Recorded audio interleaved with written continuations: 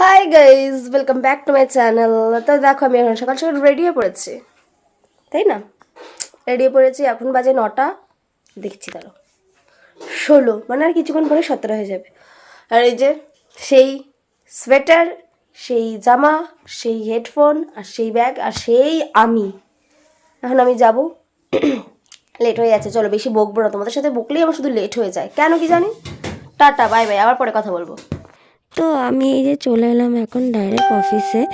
আর অফিসে এসে এই যে নিজেকে একটু দেখাচ্ছিলাম, আর এই যে আমি হেডফোনটা খুলে নিলাম, সেটাই দেখালাম।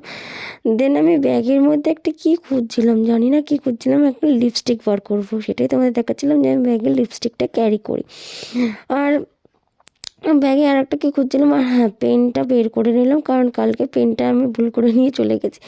সেই পেনটাই বের করে নিলাম, আর জল তেষ্টা, আমি এসে আগে একটুখানি জল খেয়ে নিই, কারণ নিজেকে আগে শান্ত করাটা খুবই দরকার, তারপরে অন্য কারোর কথা চিন্তা করতে হবে, তাই না?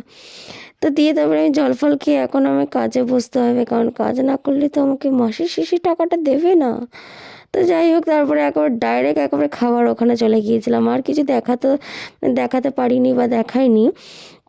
এই যে ও খাচ্ছে আর আমিও খাচ্ছিলাম, আমার খাওয়া অলরেডি হয়ে গিয়েছিল সেই সময়টা, তাই ভাবলাম একটু ঘুরিয়ে ঘুরিয়ে দেখিয়ে নিই তোমাদের ক্যামেরাটা এদিক ওদিক করে।